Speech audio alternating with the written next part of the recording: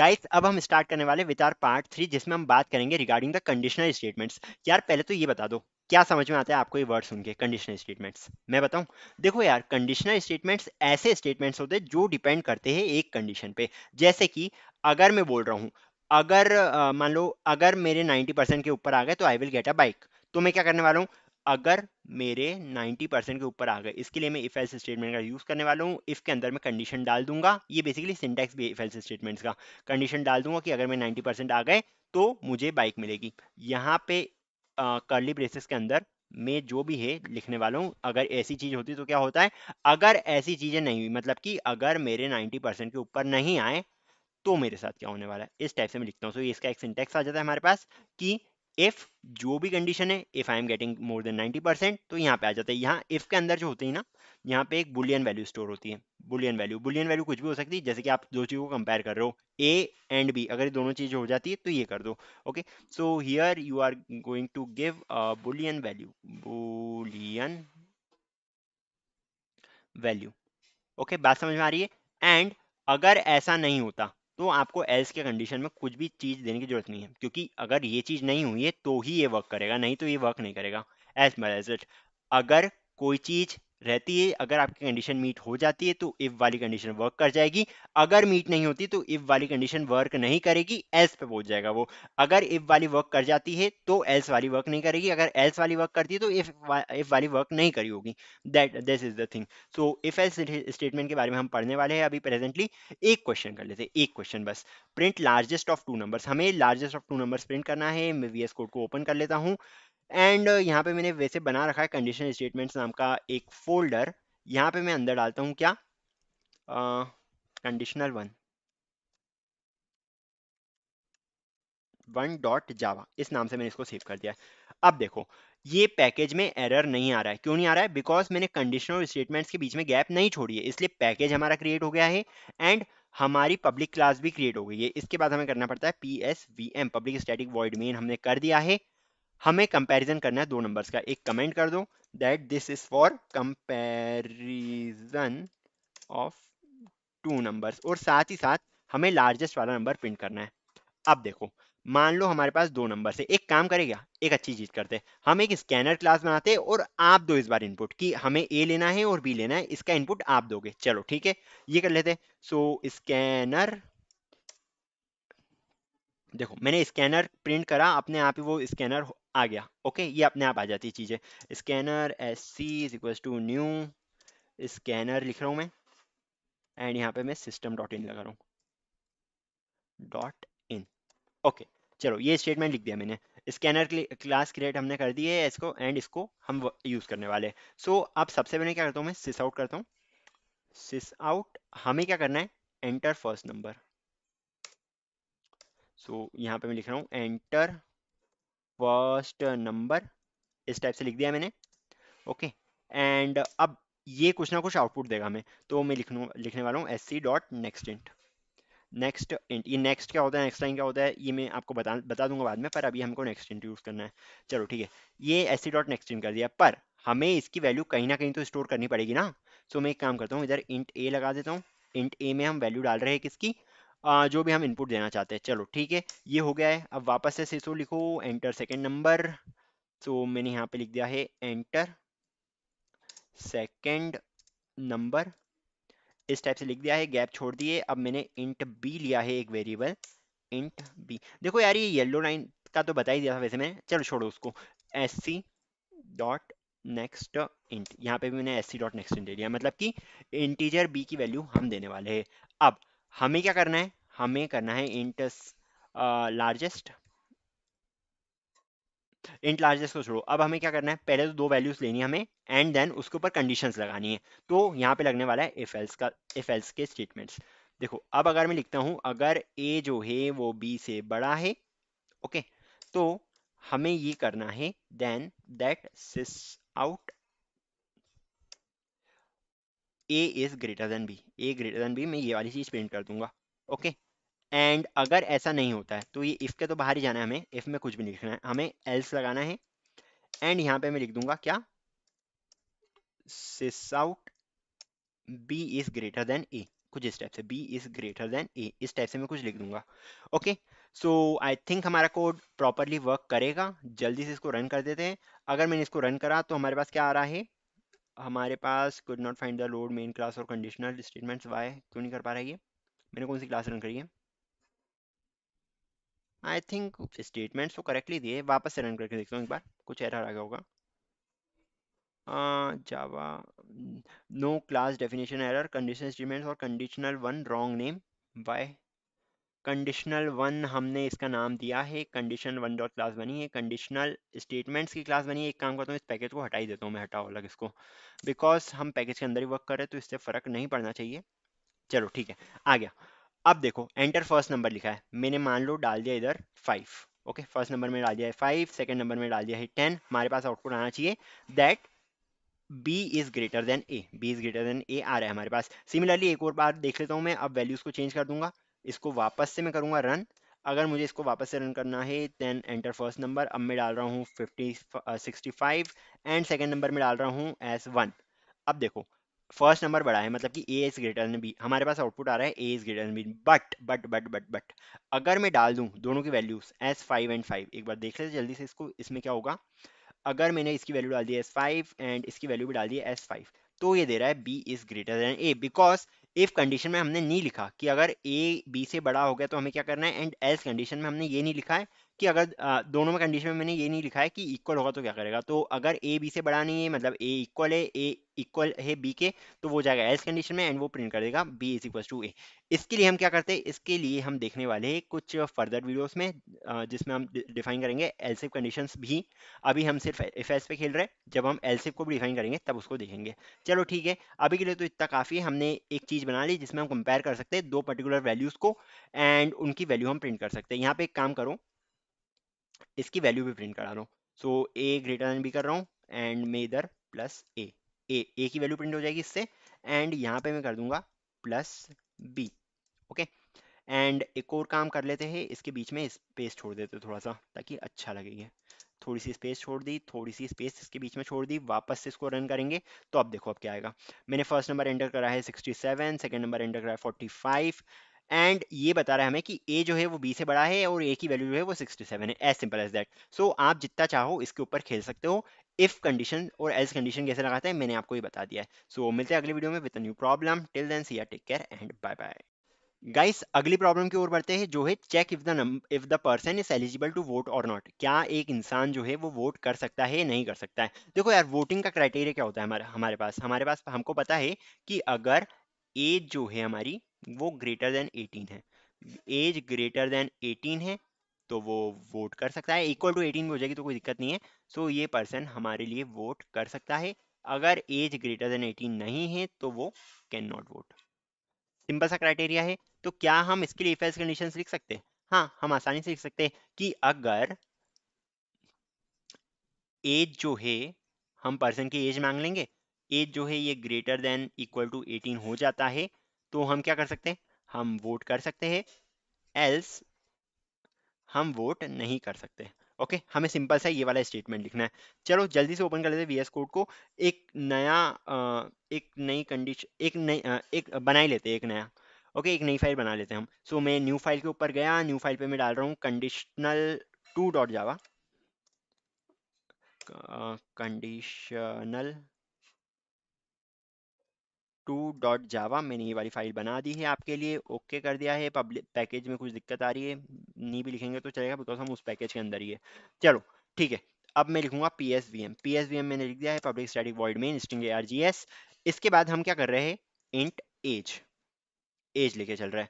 या फिर वापस से एक काम करो, स्कैनर क्लास बना दो, SCA स्कैनर जैसे ही लिखा वैसे ही अपने आप आ जाता है जावा import java.util.scanner, बिकॉज इंटेलिजेंस का ये यूज करता है एंड हमारे लिए इसने स्कैनर क्लास की लाइब्रेरी ला दी पहले ही। Okay, scanner SC is equal to, देखो यार कुछ लोग पूछ रहे थे कि ये SC लिखना जरूरी है क्या, तुम ABCDEF LMNOPQ जो लिखना है तुम वो लिख सकते हो, कितने भी डिजिट का लिख सकते हो, तुम स्कैनर आयुष लिखो तो भी वर्क कर जाएगा। बट SC थोड़ा ऐसी शॉर्ट फॉर्म लगता है इसलिए मैं स्कैनर SC यूज करता हूँ। ओके, न्यू स्कैनर, यहाँ पे मैं लिखूंगा system.in। ओके, चलो इतना मैंने कर दिया है, स्कैनर क्लास आ जाएगी हमारे पास। अब मैं ले रहा हूँ एज इंसान की। ओके, सो मैं सिस आउट करता हूँ, sysout, enter your age, enter your age कर दिया है मैंने। यहाँ पे मैं अब वैल्यू लूंगा इस चीज की। So int age is equals to S C dot next int, सही ना? एस सी डॉट नेक्स्ट इंट से हम ये पर्टिकुलर वैल्यू ले सकते हैं। ओके, मैंने एज की वैल्यू ले ली है। अब हमें लगानी है इफ एल्स कंडीशंस। कैसे लगाएंगे? सबसे पहले हम लिखेंगे अगर एज जो है वो ग्रेटर देन इक्वल टू 18 हो गई, अगर एज जो है ग्रेटर देन इक्वल टू 18 हो गई। अब एक और चीज बताऊं आपको, मैंने आपको बोला था ये कर्ली ब्रेसेस लगाने पड़ते हैं हमको इफ स्टेटमेंट्स के लिए, पर अगर एक लाइन का ही स्टेटमेंट है तो हमें कर्ली ब्रेसेस लगाने की जरूरत नहीं, हमें कर्ली ब्रेसेस लगाने की जरूरत नहीं। हम सिंपली लिख सकते हैं सिस out person is eligible to vote, person is eligible to vote। ठीक है, 18 साल से उसकी उम्र, 18 साल भी उसकी उम्र है या उससे ज़्यादा है तो वो चीज़ आ जाएगी आपके पास इफ़ कंडीशन में। या फिर अगर हम एल्स लिखते हैं तो हम क्या करना चाह रहे हैं कि एलिजिबल नहीं है वो वोट करने के लिए, तो सिस आउट लिख दिया मैंने इधर। एंड यहाँ पे मैं लिख रहा हूँ person not eligible to vote, person is not eligible to vote. चलो ठीक है, मैंने इसको इस टाइप से लिख दिया है। अब क्या ये वर्क करेगा? चलो देख लेते हैं एक बार रन करके। मैंने इसको कर दिया है रन, एंड यहाँ पे आपकी एज पूछ रही है। मान लो मैं एज डाल रहा हूँ 65, 65 तो पर्सन एलिजिबल होना चाहिए वोट करने के लिए। बट इसमें आ गई कुछ एरर्स। क्या एरर आ रहे हैं? DSA, Java scanner, input mismatch exception. Input mismatch तो ऐसा सच है नहीं कुछ मेरे हिसाब से। एक बार वापस से रन करते, कभी कभार इसमें पुराने कोई एरर्स भी आ जाते बिकॉज। सो मैं यहाँ पे डाल रहा हूँ 65 के इक्वल 65 मैंने डाला, person is eligible to vote आ गया हमारे पास। Okay, person is eligible to vote आ गया। अगर मैं इसकी एज डालता हूँ कितनी, 15 डाल दूँ? चलो इसकी एज में डाल रहा हूँ अब 15, 15 मैंने इधर वैल्यू डाल दी है तो हमारे पास आ गया person is not eligible to vote. So हमने देख लिया है कि हम कंपैरिजन करके कैसे कर सकते हैं। एंड हमने देखा कि यार हम अगर हमारी एज डाल रहे हैं अगर वो 18 से ऊपर हुई या 18 भी हुई तो वो लिख दें हमें पर्सन एलिजिबल है वोट करने के लिए। एंड एल्स में हमने देखा कि person is not eligible to vote. इस क्वेश्चन के थ्रू आपको एक और चीज समझाता हूँ। देखो यार, मैंने बोल तो दिया कि आप कर्ली ब्रेसेस नहीं लगाओगे तो भी ये वर्क कर जाएगा। अगला स्टेटमेंट हम लिख देते हैं सिस आउट, एंड यहाँ पे मैं लिख रहा हूँ क्या लिखूँ बताओ, ये ऐसा कुछ लिख दिया मैंने। चलो ठीक है, अब ये क्योंकि इफ कंडीशन में लिखा है ये वर्क नहीं करना चाहिए, ये चीज वर्क नहीं करना चाहिए। एल्स पे पहले ही आ गया, क्या आ रहा है इधर एल्स में लिखा हुआ else delete the token. Okay, तो प्रॉब्लम यही है अ, कि अगर कंडीशन गलत भी हो गई, एक काम करते हैं एल्स कंडीशन को हम हटा सकते हैं क्या? बिल्कुल हटा सकते हैं, क्यों नहीं हटा सकते हैं। चलो इस कंडीशन को हटा दिया मैंने। अब देखते हैं, अब मैं एज इसकी डाल रहा हूँ 15 ईयर्स। ओके, अब इसकी एज डाल रहा हूँ मैं 15 ईयर्स। एक्चुअली 15 ईयर्स में कुछ भी प्रिंट नहीं होना चाहिए। इसको वापस से रन कर देता हूँ, आई डोंट नो एरर्स क्यों आ रहा है। एरर क्लास इंटरफेस और इनम एक्सपेक्टेड एल्स कंडीशन की रिक्वायरमेंट है इसलिए एरर आ रहा है। ऐसा कर देते, कोई दिक्कत नहीं है। चलो लीव करो इसको। पर बताना ये चाह रहा था कि अगर आप कर्ली ब्रेसेस नहीं लगाओगे तो ये चीज़ वर्क नहीं करेगी। ओके, अभी तो ये स्टेटमेंट सही है। कर्ली ब्रेसेस के अंदर अगर आप लिखते हो तो ही वो चीज़ वर्क करती है, सेकंड स्टेटमेंट वर्क करता है। बट अगर आप कर्ली ब्रेसेस के बाहर लिख देते हो, मतलब कर्ली ब्रेसेस अगर लगाते ही नहीं हो, आप यहाँ जो भी लिखोगे वो इफ कंडीशन में काउंट नहीं होगी। Int A is equal to 5 ऐसा लिख देता हूँ मैं। नहीं, एल्स जो आ रहा है वो नीचे आ रहा है इसलिए वो वर्क नहीं कर रहा है। तो कर्ली ब्रेसेस लगाना हमारे लिए जरूरी होता है इस चीज़ के लिए। होप समझ में आ गया होगा आपको। सो हमने एज कंपैरिजन करके देख लिया कि जो यंगस्टर है वो एलिजिबल है वोट करने के लिए, या जो पर्सन है वो एलिजिबल है वोट करने के लिए या फिर वो नहीं है। ओके, फिर मिलेंगे अगले वीडियो में। Till then see ya take care and bye bye. Guys, अब हम ये वाले प्रॉब्लम को सॉल्व करने वाले। Print if a number is odd या इवन। हमें देखना है कि एक नंबर जो है वो ऑड है या इवन है और उस नंबर को प्रिंट करना है हमें कि this number is odd and और दिस नंबर इज इवन, इस टाइप से करना है। अब इसमें क्या होगा, सबसे पहले हम नंबर लेंगे, let the number be N. N हमने नंबर लिया है। अब देखो यार, इसको निकालने का एक तरीका है, क्या है? अगर हम n को परसेंटेज 2 करते हैं, मतलब कि n मॉड्यूलो 2 करते हैं और ये वाली वैल्यू आ जाती है हमारे पास 1, तो नंबर जो होता है वो ऑड होता है। ये चीज ध्यान रख लेना, क्योंकि मॉड्यूलो जो है वो क्या रिटर्न करता है, वो हमें रिमाइंडर देता है। रिमाइंडर इज इक्वल टू 1 कब आता है? रिमाइंडर इज इक्वल टू 1 हमारे पास तब आता है जब number is equal to odd हो, अगर हम उसको 2 से डिवाइड करें तो। ओके, नंबर अगर ऑड होगा तो हमेशा हमारे पास रिमाइंडर 1 ही आएगा। एंड अगर नंबर जो है वो इवन होगा तो हमें हमें हमें हमेशा रिमाइंडर 0 ही मिलेगा। मतलब कि अगर नंबर है E1 एंड परसेंटेज 2 जो आ रहा है वो हमारे पास 0 आ रहा है, तो ये जो है ये कहलाएगा हमारा E1 नंबर। बस ये चेक करना है एंड हमें एक कोड लिखना है। कोड में क्या लिख सकते हैं हम? कोड में हम या तो ये लिख सकते हैं if n percentage 2 is equals to 0 लगा दो एंड यहाँ पे प्रिंट कर दो इवन, और एल्स में डाल दो ऑड। ठीक है, या फिर आप ऐसा कर सकते हो if n percentage 2 is equals to आप डाल सकते हो 1। डबल इक्वल टू ऑपरेटर को ले रहा हूँ बिकॉज हम बुलियन का कंपैरिजन बुलियन से कर रहे हैं, दैट्स वाई। तो इसमें आप क्या कर सकते हो, इसमें आप कर सकते हो एल्स इवन।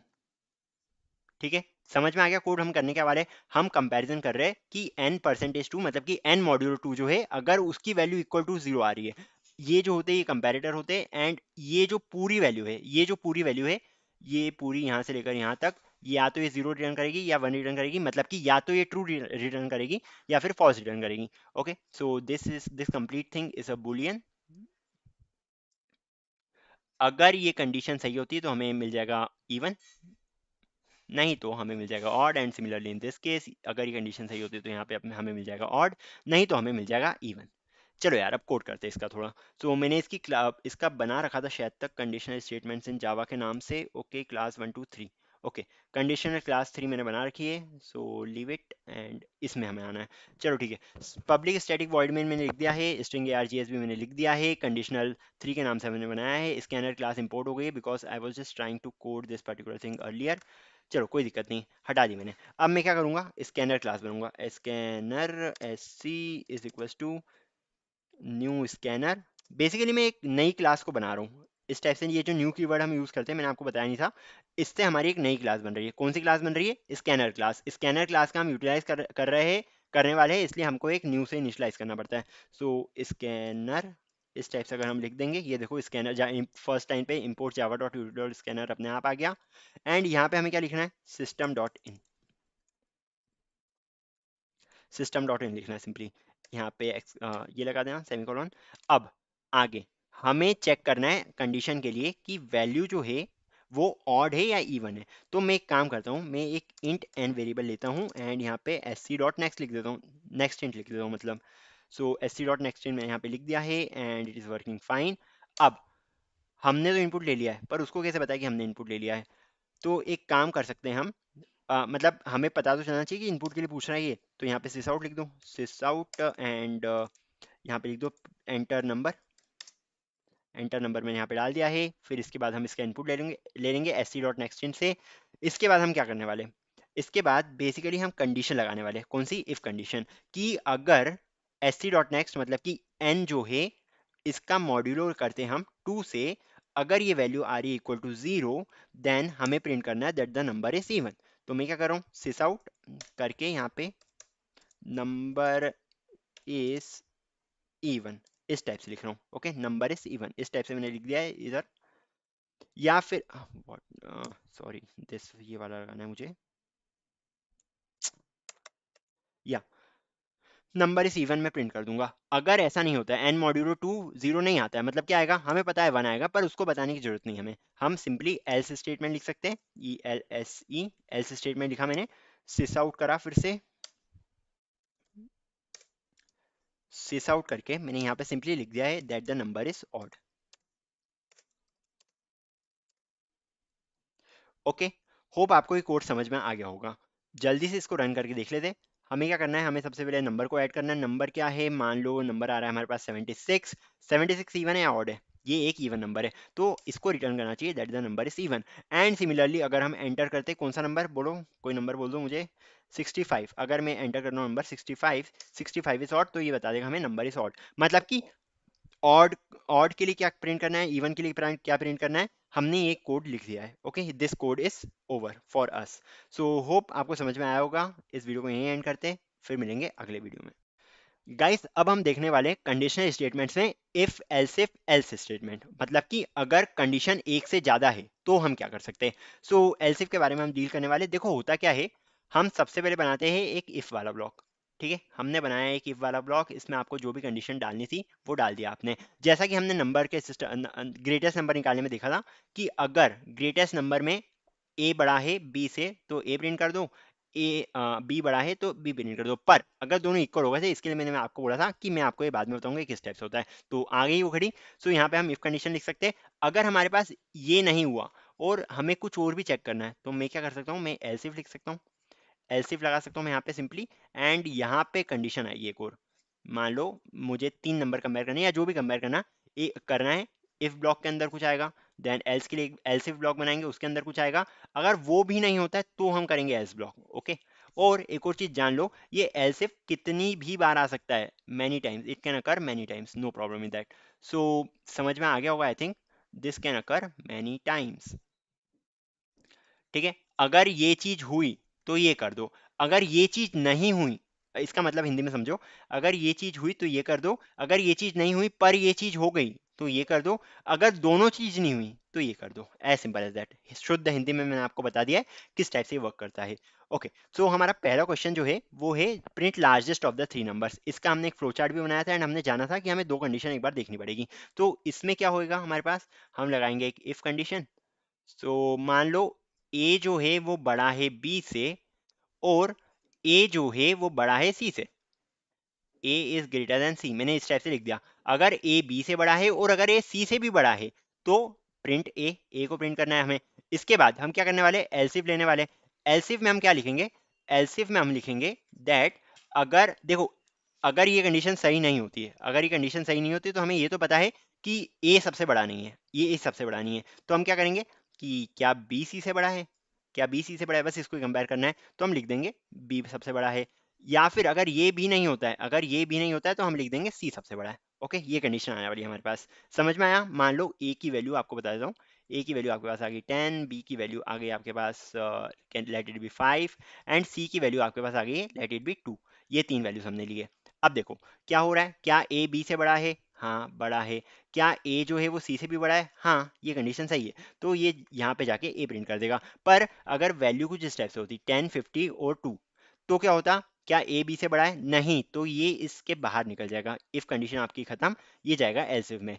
क्या बी सी से बड़ा है, हाँ 50 इज ग्रेटर देन 2, तो ये कंडीशन आपकी वर्क कर गई, तो ये प्रिंट कर देगा बी को। अगर ये होती 200, सी की वैल्यू अगर हो जाती हमारे पास 200 तो क्या होता, क्या ए बी से बड़ा है, नहीं कंडीशन गलत, हमें आगे चेक भी नहीं करना है। एंड के बाद अगर कंडीशन गलत हो जाती है तो हमें आगे चेक भी नहीं करना है। इसके बाद क्या बी सी से बड़ा है, ये भी कंडीशन भी फेल, तो ये आपका प्रिंट कर देगा सी को। As simple as that. जल्दी से इसका कोड लिख लेते हैं। ओके। सो मैं एक और फाइल बना रहा हूँ यहाँ पे जावा कंडीशनल स्टेटमेंट्स के लिए। यहाँ पे मैं ऐड करूँगा एक नई फाइल, कंडीशनल 1 2 3 हो गए। अब मुझे बनानी फोर्स वाली फाइल, कंडीशनल 4 .java, मैंने इसका नाम दे दिया है। चलो ठीक है। अब सबसे पहले इस पैकेज को हटा देना because it is of no use, क्योंकि हम उस पैकेज के अंदर ही काम कर रहे हैं। अब मैं क्या लिखूंगा, अब मैं लिखूंगा PSVM सबसे पहले एंड इसके बाद मैं 3 वैल्यूज ले लेता हूँ। अब एक काम करते हैं, यूजर से नहीं लेते, हम डायरेक्ट डाल ही देते because it is just wasting time. Int A is equal to 5 ले लिया मैंने एंड देन इसके बाद क्या करा, int B is equal to 10 ले लिया मैंने। ओके। एंड इसके बाद एक और वैल्यू ले ली, int C is equal to 15 ले लिया मैंने। ओके। अब देखो हमें क्या करना है, सबसे पहले if A is greater than B and B A is greater than C, A is greater than C, क्या हम ये चीज लिख सकते हैं, हाँ बिल्कुल लिख सकते हैं। ये यहाँ पे यूज आता है, ये क्या ए बी से बड़ा है, ये एक बुलियन वैल्यू है, अगर ए बी से बड़ा होगा तो 1 देगा, नहीं तो ये 0 देगा। अगर ए सी से बड़ा होगा तो 1 देगा, नहीं तो ये 0 देगा। और 0 एंड 0 अगर होता है तो ये केस फेल हो जाएगा, या फिर इधर भी एक भी 0 आ जाता है तो ये केस फेल हो जाएगा हमारे लिए। ओके। सो मैंने यहाँ पे इफ कंडीशन लिख दी, तो मुझे इसके बाद क्या करना है, सिस आउट करना है मुझे यहाँ पे that A is largest, A is largest. Okay, ये कर लिया है मैंने। अब मैं आगे क्या करूंगा, अब ए, अगर इफ वाली कंडीशन फेल हो जाती मतलब ए सबसे बड़ा नहीं है, तो हमें सिर्फ और सिर्फ बी के लिए चेकिंग करनी है, वो भी किसके साथ, वो भी सी के साथ। ओके। तो मैं यहाँ पे लिख दूंगा else if B is greater than C, अगर ये हो जाता है तो हम प्रिंट कर देंगे सिस आउट में, हम प्रिंट कर देंगे बी इज लार्जेस्ट। और इन दो स्टेटमेंट्स के बाद हमको समझ में आ गया है कि ना ए सबसे बड़ा है ना बी सबसे बड़ा है, तो हम उसको डाल देंगे एस केस में कि सी जो है वो सबसे बड़ा है। यहाँ पे मैं वापस लिखूंगा सिस आउट के अंदर मैं डाल दूंगा सी इज लार्जेस्ट। ओके सो हमने ये कोड पूरा कंप्लीट कर लिया। एक बार जल्दी से देख लेते हैं क्या आता है इसका आंसर। इसका आंसर आना चाहिए सी, तो सी इज लार्जेस्ट इसमें प्रिंट हो जाना चाहिए। जैसा कि आप देख सकते हो सी इज लार्जेस्ट हमारा प्रिंट हो गया। ओके सी इज लार्जेस्ट हमारा प्रिंट हो गया है। इस टाइप से हम करते हैं कंपैरिजन को। अगर मैं इसका कर देता हूँ इसको 100, तो 20 लार्जेस्ट आ जाना चाहिए, ये आ जाएगा 20 लार्जेस्ट। अगर मैं इसको कर देता हूँ 500, तो हमारे पास आ जाएगा ए इज लार्जेस्ट। मतलब कि हमारा कोड जो है वो एकदम सही तरीके से वर्क कर रहा है। ओके सो एंड करते हैं इस वीडियो को, फिर मिलेंगे अगली प्रॉब्लम के साथ in the next video. Guys अब हमें ग्रेड कैलकुलेटर बनाना है। ग्रेड कैलकुलेटर में हमें क्या बताना है कि अगर मार्क्स जो है वो 80 के ऊपर है तो ए ग्रेड है आपकी, अगर मार्क्स 60 के ऊपर है तो आपकी बी ग्रेड है, अगर मार्क्स आपके 40 के ऊपर है तो आप सिर्फ पास हो, अगर मार्क्स आपके 40 से कम है तो आप फेल हो। बस ये बताना है। मतलब कि हमारी ग्रेड्स इसमें हो जाएगी A B P and F. अब इसमें हम क्या कर सकते हैं, इसमें वापस हम इफ एल्स कंडीशन के साथ वर्क करेंगे। मैं लिखता हूं अगर मार्क्स जो है वो ग्रेटर देन मान लो 80 है तो इसको ए ग्रेड दे दूं। अगर ऐसा नहीं है तो मैं क्या लिखूंगा, एल्स इफ ऐसा नहीं है, अगर मार्क्स फिर भी ग्रेटर देन 60 है तो इसको क्या करूं, इसको बी ग्रेड दे दूं। अगर ऐसा भी नहीं है पर मार्क्स जो है हमारे, मतलब कि इसमें हमारे पास दो बार एल्स इफ स्टेटमेंट यूज हो रहा है। एल्स इफ मार्क्स जो है हमारे पास वो ग्रेटर देन 40 है तो हम क्या कर सकते हैं, पी पेस्ट कर देंगे। और अगर ऐसा भी नहीं है तो हमें फेल डिक्लेयर करना है उसको, एल्स एफ डिक्लेयर डिक्लेयर कर देंगे हम। तो सिंपल सा कोड है, हमें हमें चेक करना है एन ग्रेटर देन 80 है। अब देखो कुछ लोग बोलेंगे कि यार अगर 40 से ऊपर है तो वो 80 से भी तो ऊपर है, पी प्रिंट करेगा। ये तो नहीं, ऐसा नहीं होता है। सिर्फ एक ही कंडीशन चेक होगी। अगर सबसे पहले चेक होगा 80 से ज़्यादा है क्या, तो ए प्रिंट हो जाएगा खत्म। फिर चेक करेगा अगर 80 से ज़्यादा नहीं है, मान लो 75 डाला है मैंने, तो 75 में ये चेक करेगा 60 से ज़्यादा है क्या, बी प्रिंट कर दिया खत्म। तो ये एलसिफ इसलिए लिखा है कि यार ये दोनों एक साथ नहीं चलेंगे, दोनों एक साथ नहीं चलेंगे, या तो एलसिफ चलेगा या इफ चलेगा। ओके समझ में आ गया, या तो एल्स चलेगा या एलसिफ चलेगा, इस टाइप से आप देख सकते हो। चलो यार इसका भी एक कोड लिख लेते हैं हम। तो हमने लास्ट वाले वीडियो में ये वाला कोड लिखा था, अब एक और फाइल क्रिएट कर देता हूँ मैं। सो मैंने यहाँ पे एक और फाइल क्रिएट कर दी, इसका नाम ले रहा हूँ मैं conditional 5.java। 5.java I think ये 4 थी ना। सो मैं कंडीशनल 5.java प्रिंट कर दिया है। पैकेज की हमें ज़रूरत नहीं है बिकॉज हम उसी पैकेज में काम कर रहे हैं। एंड आफ्टर दैट यहाँ पे कंडीशनल 5 के अंदर मैं लिखूंगा P S V M public static void main. इसको एंटर प्रेस कर दिया है, इसको फुल स्क्रीन कर देते हैं, नो प्रॉब्लम।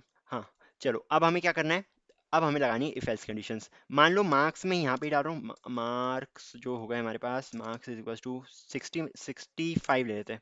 65 मार्क्स इसके आए हैं। अब हम क्या करेंगे, अगर मार्क्स जो है वो ग्रेटर देन 80 है तो हमें प्रिंट करना है ए ग्रेड। हमें प्रिंट करना है, इसकी ग्रेड है ए।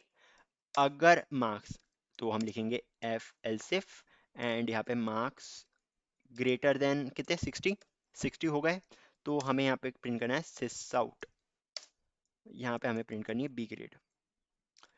ओके अगर मार्क्स, एल्स इफ वापस से लगाएंगे, अब मार्क्स ग्रेटर देन 40 हो गए,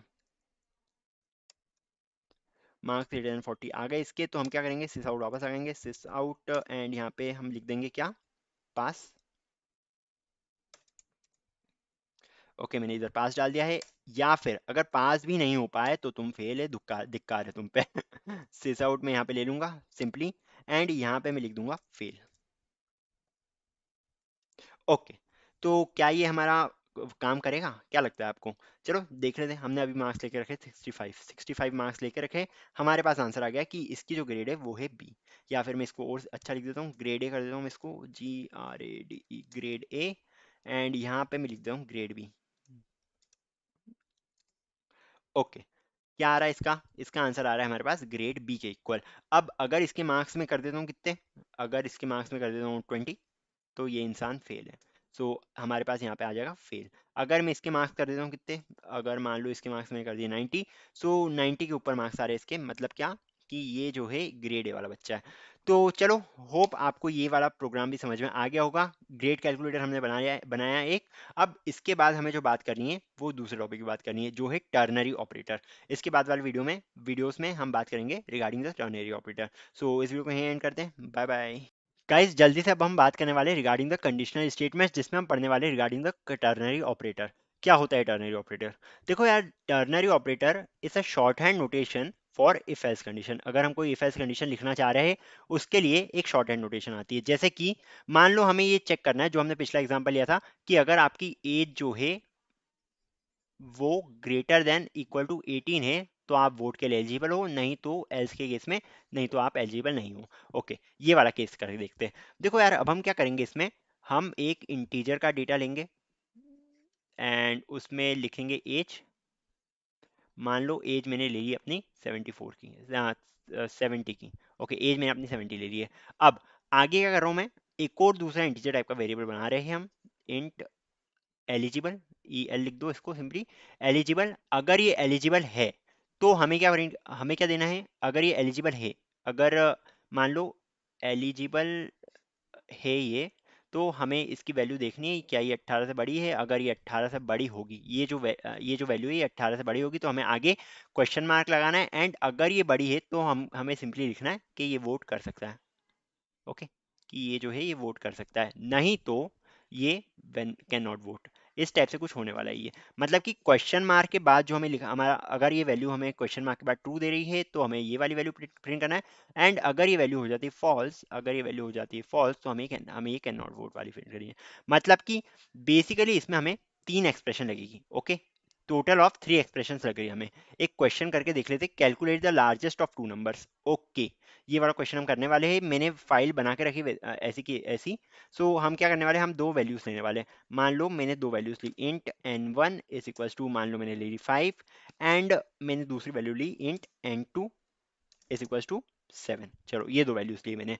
अब मैं क्या कर रहा हूँ, मैं एक सिंपल सा काम कर रहा हूँ, स्कैनर क्लास की हमें जरूरत नहीं है, बिकॉज वो चीज़ नहीं कर रहा हूँ मैं एक सिंपल सा काम कर रहा हूँ। मैंने ले ली इंट लार्जेस्ट, इंट लार्जेस्ट, इस टाइप का एक वेरिएबल बना लिया हमने लार्जेस्ट का। अब मैं ये करना चाह रहा हूँ कि अगर जो लार्जेस्ट है हमारे पास, वो आता है इसके कंपैरिजन से। ओके, किसके कंपैरिजन से, n1 और n2 के। अगर n1 जो है वो ग्रेटर देन n2 है, अगर n1 ग्रेटर देन n2 हो गया, तो हमें क्या करना है, तो हमें एक सिंपल सा काम करना है, हमें रिटर्न करना है लार्जेस्ट में ये वैल्यू। हमें लार्जेस्ट में क्या रिटर्न करना है, लार्जेस्ट में हमें n1 की वैल्यू रिटर्न करनी है। नहीं तो अगर ये n2 से छोटा है, अगर n1 जो है वो n2 से छोटा है, तो हम क्या करेंगे, हम सिंपली रिटर्न कर देंगे n2 की वैल्यू। मतलब समझ में आ रहा है आपको क्या कर रहा हूं मैं? देखो यार, सिंपल सा एक काम करा है मैंने इधर, मैंने लार्जेस्ट नाम का एक वेरिएबल डिक्लेयर करा है। Okay, this is integer type of variable of largest. So इसका एक वेरिएबल डिक्लेयर करा, एंड उसके बाद मैंने कंपैरिजन करा पहले तो। ये जो फर्स्ट वाला रहता है, ये हमारा कंपैरिजन ले लेता है। एक काम करता हूँ, कलर बदल देता हूँ मैं इसका, कलर मैं कर दूंगा ये। ओके, ये जो है ये हमारा कंपैरिजन के लिए है। इतना पार्ट, क्वेश्चन मार्क के पहले वाला पार्ट कंपैरिजन के लिए, क्या n1 n2 से बड़ा है। अगर n1 n2 से बड़ा है, तो n1 हमें आंसर देगा लार्जेस्ट के अंदर, मतलब कि लार्जेस्ट के अंदर n1 स्टोर हो जाएगा। पर अगर n1 n2 से छोटा है, तो हमारे पास n2 आ जाएगा। मतलब कि ये हो गई हमारे पास इफ वाली कंडीशन, एंड ये वाली हो गई हमारे पास एल्स वाली condition. As simple as that, n1 if वाली कंडीशन एंड n2 एल्स वाली कंडीशन। ओके, चलो अब हमें प्रिंट भी करना है। होप ये समझ में आ गया होगा क्या करा है हमने। अब हमें प्रिंट करना है largest of the two values. तो मैं क्या करूंगा, मैं इधर सिंपली लगाऊंगा सिस आउट, SYSOUT, सिस आउट मैंने लगा दिया है। मुझे प्रिंट करना है लार्जेस्ट वाली वैल्यू को। तो लार्जेस्ट वाली वैल्यू तो हमने लार्जेस्ट वेरिएबल के अंदर स्टोर करके रखी ना, यहाँ पे हमने लार्जेस्ट वाली वैल्यू स्टोर करके रखी है। तो ये हमें लार्जेस्ट वाली वैल्यू दे देगा, which is 7 I think. So answer हमारे पास आना चाहिए 7। सो अगर आप यहाँ पे देखो, हमारे पास आंसर जो आ रहा है वो है 7 ही। मतलब कि हमने ये वाली प्रॉब्लम सॉल्व कर दी, लार्जेस्ट वैल्यू निकालने वाली प्रॉब्लम हमारी सॉल्व हो चुकी है। हमारे पास आंसर आ चुका है एज 7। या फिर हम इसको सिंपली लिख सकते हैं कि इस द लार्जेस्ट आगे ऐड कर लोगे तो प्लस करके ये स्टेप से आप कर सकते हो, इस द लार्जेस्ट।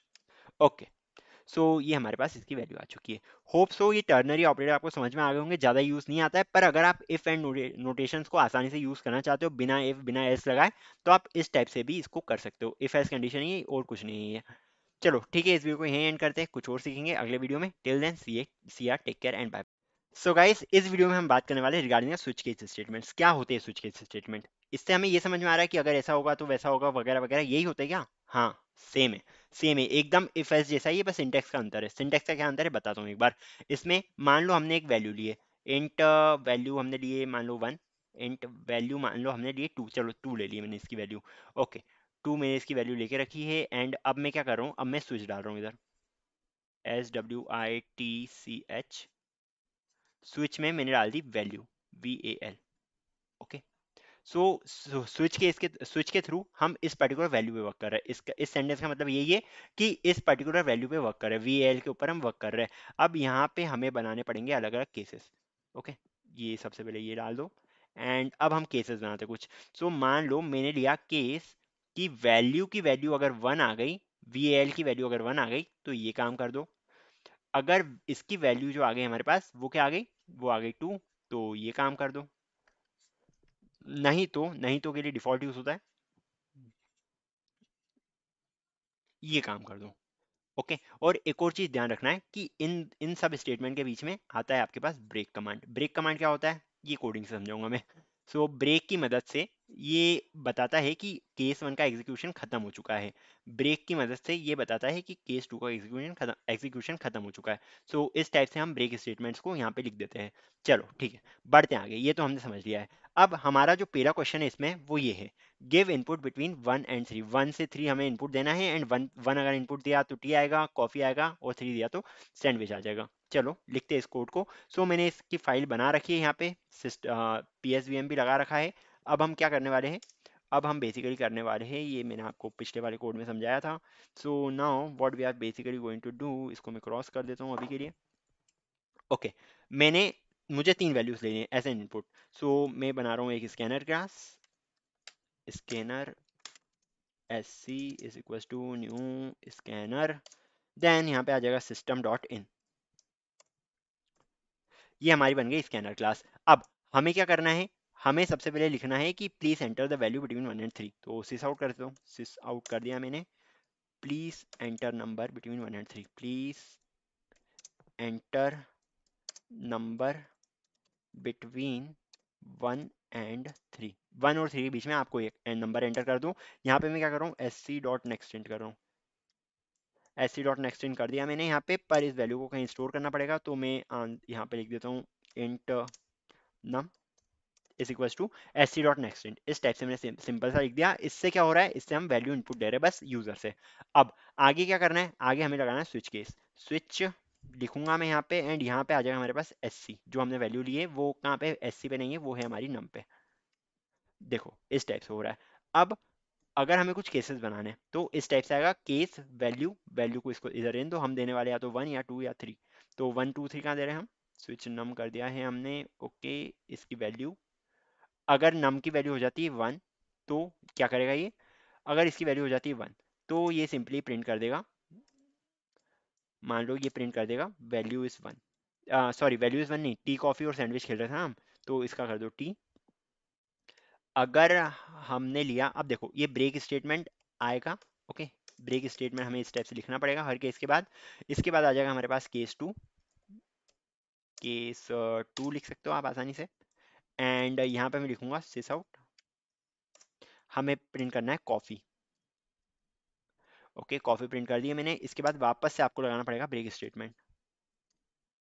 ओके, अब मैं लेने वाला हूँ केस 3। केस 3 मैंने यहाँ पे ऐसे लिख दिया है, एंड यहाँ पे मैं लिख रहा हूँ सिस आउट।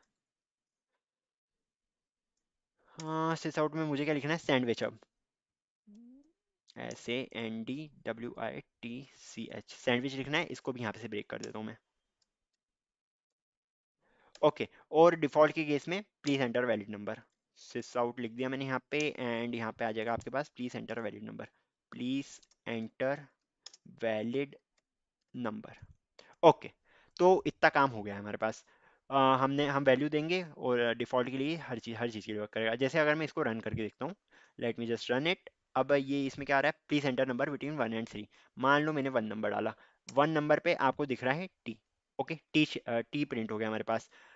एक और बार देख लेते हैं इसको रन करके। अगर मैं नंबर डाल रहा हूँ 3, तो थ्री नंबर डाला मैंने, यहाँ पे सैंडविच प्रिंट हो गया। तो होप आपको समझ में आ गया होगा स्विच केस किस तरह से वर्क कर रहा है। अब मेन है ये ब्रेक स्टेटमेंट। अगर मान लो ये ब्रेक यहाँ पर नहीं होता, इसको मैं कमेंट कर देता हूँ अभी के लिए।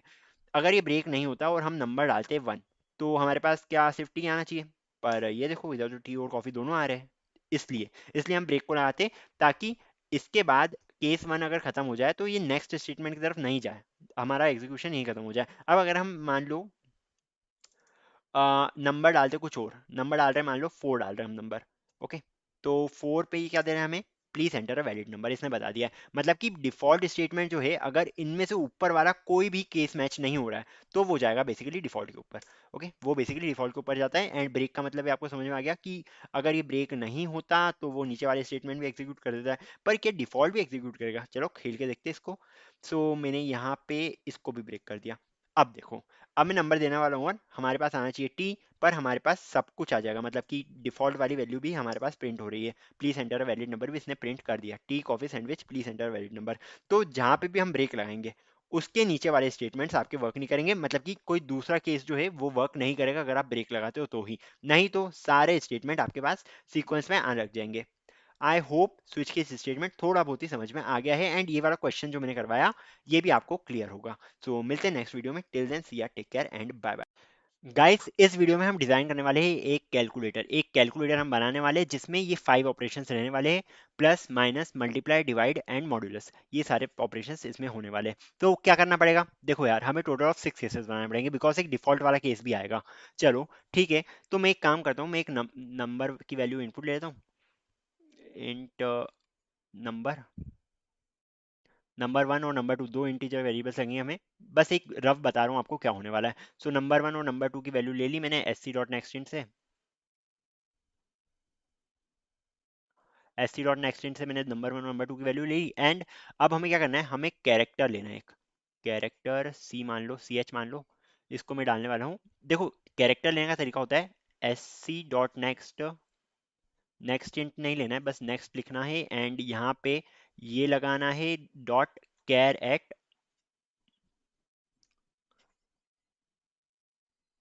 एंड यहाँ पे मुझे लिखना है 0। इस टाइप से कुछ आने वाला है आपका सिंटैक्स। ओके, ये लेने के बाद हमें वो पर्टिकुलर ऑपरेशंस परफॉर्म करने हैं यूजिंग स्विच केस स्टेटमेंट्स। तो इसके बाद हम लिख लिख सकते हैं स्विच, यहाँ पे लिख देना सी एच एंड यहाँ पे आ जाएंगे ब्रेसेस, एंड यहाँ पे जो भी कंडीशन देनी है आपको, जैसे प्लस की कंडीशन लिख दी आपने, माइनस कंडीशन लिख दी, डिवाइड मॉड्यूलस ऑपरेटर मल्टीप्लाई, जो भी कंडीशन आपको लिखनी है वो स्विच केस के अंदर अंदर आएंगे। ओके, कुछ इस टाइप से काम होने वाला है। आपको एक डमी रोड मैप बता दिया कि ये प्रॉब्लम किस टाइप से सॉल्व होगी। एक बार जल्दी से चल के इस प्रॉब्लम को सॉल्व कर ही लेते हैं। सो मैंने पहले से क्लास बना के रखी है आपके लिए। अब मैं क्या करने वाला हूँ, अब मैं सिंपली इनपुट लेने वाला हूँ, किन किन का, नंबर का इनपुट लेना है हमें, दूसरे नंबर का इनपुट लेना है एंड हमें ऑपरेटर का इनपुट लेना है। चलो ठीक है, सो मैं क्या कर रहा हूँ, scanner is equal to new scanner, यहाँ पे मैं लिख दूंगा सिस्टम डॉट इन। ओके, तो हमारी स्कैनर क्लास रेडी है। अब इसके बाद मुझे क्या करना है, नंबर लेना है। तो सबसे पहले बोल देते यूजर को नंबर दे दो एक, तो sysout enter number one, number one. अब नंबर वन लेने के लिए मेरे को इससे पूछना भी पड़ेगा, तो इधर आ जाएगा एस सी डॉट नेक्स्ट इंट, यहाँ पे आ जाएगा इसकी वैल्यू, पर इसकी वैल्यू को स्टोर भी तो करना पड़ेगा, स्टोर कर देते हैं हम इंट नम वन में। सही है, सिमिलरली हम लेंगे दूसरा नंबर, तो सिस आउट, यहाँ पे enter number two. Okay, second number यहाँ पे इंट्रोड्यूस हो जाएगा हमारा। इसके बाद हम लेने वाले int num two is equal to S C dot next int. अब आयुष कैरेक्टर के लिए नंबर कैसे लेते हैं, तुमने ये बताया नहीं, चलो बताया था वैसे, मैंने अभी बताया था, पर फिर भी यहाँ पे करके दिखा देता हूँ मैं यहाँ पे आपको। तो सिस आउट डालूंगा मैं यहाँ पे एंड यहाँ पे आ जाएगा enter the operator, enter the operator. Okay, हमने ऑपरेटर को एंटर करवाया। अब इसके बाद मुझे लेना है char c h is equal to S C dot next. अब देखो इसमें लगता है डॉट नेक्स्ट, अब आ जाएगा डॉट कैर एट, सो इस टाइप से कैरेट आ जाएगा एंड यहाँ पे जीरो लग जाएगा बिकॉज हमें एक ही ऑपरेटर लेना है, जो जीरो नंबर पे एंट्री प्रेजेंट है उसका। ओके, सो एक ही ऑपरेटर लेना है तो कैरेट जीरो आ जाएगा, इस टाइप से आएगा ये, देख लो। Character c h is equal to S C dot next dot char at index का नाम, इंडेक्स आ गया हमारे पास जीरो, जीरो इंडेक्स को बिकॉज हम फॉलो करते हैं जीरो बेस्ड इंडेक्सिंग, जैसा कि मैंने आपको बताया था, शायद नहीं बताया था, तो फिर भी नंबरिंग जो स्टार्ट होती है वो जीरो से स्टार्ट होती है, भले ही आप कोई भी प्रोग्रामिंग लैंग्वेज पकड़ लो, मतलब कि 99 केसेस, 99% केसेस में नंबरिंग जो है वो आपके जीरो से स्टार्ट होगी। तो हमें इंडेक्स वन पे, मतलब ये जो, जैसे इसका इंडेक्स निकाले टी का, तो इंडेक्स जीरो जो है वो ये है, इंडेक्स वन ई आ जाएगा, एंड इंडेक्स टू आ जाएगा हमारे पास ए। सिमिलरली अगर इंडेक्स जीरो हम कॉफी में देखें तो वो आ जाएगा सी, इंडेक्स वन आ जाएगा ओ, इंडेक्स टू आ जाएगा एफ, इंडेक्स थ्री आ जाएगा हमारे पास एक और बार एफ, एंड सिमिलरली फोर और फाइव भी हमारे पास रहेंगे ई ई। इस टाइप से इंडेक्सिंग रहती है। Okay, so in the case of coffee एक बार ढंग से समझा देता हूँ मैं। सो मान लो मैंने क्या लिखा है इधर, कॉफी, सी, पेन का कलर रेड ले लेता हूँ, c o double f double e, मैंने ये कॉफी लिखा है। अब इसमें क्या हो रहा है, सी का इंडेक्स जीरो आ रहा है हमारे पास, ओ का इंडेक्स वन आ रहा है, एफ का इंडेक्स टू आ रहा है, इस वाले एफ का थ्री आ रहा है, इसका इंडेक्स आ रहा है फोर, एंड इसका इंडेक्स आ रहा है फाइव। होप आपको इंडेक्सिंग में कंफ्यूजन नहीं रहेगा। हम स्टार्टिंग करते हैं जीरो से, एंड जितने कैरेक्टर्स आते जाते हैं उसको अलग अलग इंडेक्स देते जाते हैं हम। चलो ठीक है, अब बढ़ते हैं आगे। हम कहाँ पे थे, हमने इनपुट ले लिया था सी एच के लिए। ओके, इनपुट तो आ गया हमारे पास, अब क्या करना है मुझे, अब मुझे अपना अप्लाई करना है स्विच केस स्टेटमेंट। तो स्विच लिख दिया है मैंने यहाँ पे, एंड यहाँ पे मैंने एस सी नहीं, यहाँ पे मुझे लिखना है C H, C H character पे हम स्विच कर रहे हैं। Okay, no problem. अब मैं इधर डालने वाला हूँ कैरेक्टर, मान लो हमारा है प्लस। ओके, कैरेक्टर मान लो हमारा आ गया है प्लस। तो प्लस के लिए मुझे क्या करना पड़ेगा, मुझे इसके लिए करना पड़ेगा num one plus num two, num one plus num two. कहीं एरर आ रहा है क्या? ओके, स्विच केस के बाद मैंने ये लगा दिया, दैट्स द एरर। चलो ठीक है, मतलब ये लगाना है, पर ये भी लगाना है, and I want to remove this. अब कोई एरर नहीं है शायद, स्विच सी एच, या इनको रहने ही दो, डोंट नो एरर क्यों आ रहा है, आना तो नहीं चाहिए, आई डोंट नो, पर शायद तक ये वर्क करना तो चाहिए। स्विच सी एच लिखते तो ऐसे ही है। ओके, समझते हैं इस एरर का क्या मतलब है। अच्छा, ये एरर आ रहा है, हमको यहाँ पे ये तो देना पड़ेगा ना। Okay, done. अब कोई एरर नहीं है जहाँ तक मुझे पता है। यहाँ पर हम लिख देंगे break statement. Okay, first case हमारा हो चुका है, एंड देन आफ्टर दैट हमें क्या करना है, केस टू देखना है, case two which is minus, जिसमें हम क्या कर रहे हैं, वन सेकेंड, यहाँ पे आ जाएगा हमारे पास माइनस का साइन। माइनस के साइन के बाद हमें क्या करना है, हमें देखना है num one minus num two को, num one minus num two, one minus num two. Okay, इस टाइप से मैंने इसकी वैल्यू स्टोर कर दी है। एरर इसलिए आ रहा है बिकॉज हमने सिस्टम डॉट डॉट सिस आउट तो लिखा ही नहीं, सिस ओ लिख दो, सिस आउट आ जाएगा, and after that num one plus num two को इसके अंदर डाल दो। ओके, सो यार ऐसे गलतियों से सीख भी जाते हो कि क्या मिस्टेक करी है। इसको वी कर दो, एंड इस सेमीकोलन को हटा दो। Okay, now it is correct I think. So num one minus num two कर दिया है मैंने यहाँ पे मैं सिस आउट लिख देता हूँ, सिसो, तो और ये num one plus num two को इसके अंदर डाल देता हूँ मैं। ओके, सो ये करेक्ट स्टेटमेंट हो जाएगा। इसको मैंने यहाँ पे कर दिया कॉपी, एंड यहाँ पे इसको मैंने कर दिया है पेस्ट, और इस पोर्शन को मैंने हटा दिया है। Okay, done. अब इसके बाद क्या लगेगा, इसके बाद भी लगेगा एक ब्रेक, ब्रेक मैंने लगा दिया है। एंड अब एक काम करते हैं, इसी को कॉपी पेस्ट कर लेते हैं, चार पांच बार कौन लिखे। सो इसको मैंने कर दिया कॉपी, इसको मैंने कर दिया यहाँ पे पेस्ट, ये ब्रेक क्यों लगा ये मुझे नहीं पता, so I am just removing it. अब मुझे क्या करना है, अब मुझे करना है एक मल्टीप्लीकेशन एंड एक डिवीजन करना है मुझे। यहाँ पे एक काम करो, यहाँ पे मल्टीप्लीकेशन का साइन ला दो, so this is multiplication, and इसके नीचे जो है वो डिवीजन का साइन आ जाएगा। Okay, so done from my side. अब एक और चीज़ थी जो मैंने बताई थी, मॉड्यूलो, तो इसका मॉड्यूलो भी लेते हैं। सो इसको मैंने करा कॉपी, एंड यहाँ पे मैंने कर दिया इसको पेस्ट।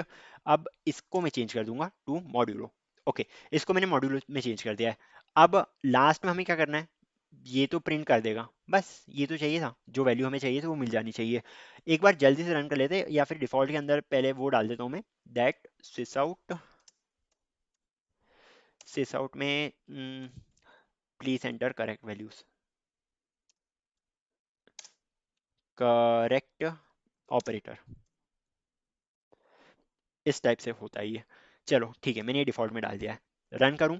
हाँ बिल्कुल कर लेना चाहिए। सो इसको जब मैं रन करता हूँ, मेरे पास क्या आ रहा है, enter number one. Number one मान लो मैंने लिया 10, अब आएगा एंटर नंबर 2, मान लो मैंने लिया 100। अब एंटर द ऑपरेटर, मान लो इसको ऑपरेटर जो मैं दे रहा हूँ 10 × 100 कर देते, मल्टीप्लिकेशन का ऑपरेटर दे दिया, इसने आंसर दिया हमें 1000। एक और बार रन करके देख लेते मॉड्यूल वगैरह मतलब दूसरी वैल्यूज वर्क करी प्रॉपरली या नहीं। सो फर्स्ट नंबर मैंने डाल दिया है 5, सेकेंड नंबर डाल दिया मैंने 10, एंड यहाँ पे मुझे देना है ये इसका डिवीजन। चलो इसका डिवीजन कर लेते हैं हम। आंसर आ रहा है हमारे पास 0, 5/10 = 0, क्योंकि हम इंटीजर में स्टोर करें तो इट्स ओके, नो प्रॉब्लम। अब आगे हमें क्या करना है, आगे हम मॉड्यूलो भी देख लेते हैं एक। अगर मैं इसको रन करूं, मैंने नंबर आ रहा है 10 एंड दूसरा नंबर आ रहा है मैंने 6, तो इसका हम डाल देते हैं मॉड्यूलो। मॉड्यूलो में आंसर आना चाहिए 4, सॉरी 1, तो 1 आंसर आ चुका है हमारे पास। Okay, it's as easy as this. समझ में आ गया आपको? समझ में आ गया आपको किस टाइप से हम यूज़ कर रहे हैं मॉड्यूलो में? मैंने मॉड्यूलो लिखा नहीं है इसलिए प्रॉब्लम आई शायद तक, वही मैं सोचूं, आंसर तो 6 आना चाहिए। सो अब रन करते हैं, अब हम नंबर लेते हैं 6 लेते हैं और एक 10 लेते हैं। इसका आंसर आना चाहिए 10, इसका आंसर आना चाहिए 6, मॉड्यूलो ऑपरेटर को लगा दिया मैंने, एंड यहाँ पे आंसर आ रहा है हमारे पास 6। So it is the calculator that you made, आपने ये कैलकुलेटर बना लिया है, एंड अब आप आसानी से यहाँ पे कैलकुलेशंस कर सकते हो। इतना इजी सा कैलकुलेटर बनाना, सोचा कभी? चलो ठीक है, ये हमारा हो गया, एंड शायद तक हमारा स्विच केस स्टेटमेंट का भी समापन हो चुका है। अगले वीडियो से हम स्टार्ट करने वाले विद द लूप्स। लूप्स के बारे में पढ़ेंगे, हमारे पास अलग अलग चीजें होती है, जैसे कि बता चुका था, while loop, do while loop और फॉर लूप, इन सब के बारे में एकदम डिटेल में डिस्कशन करने वाले हैं हम अगले वीडियो से। So thank you and bye bye.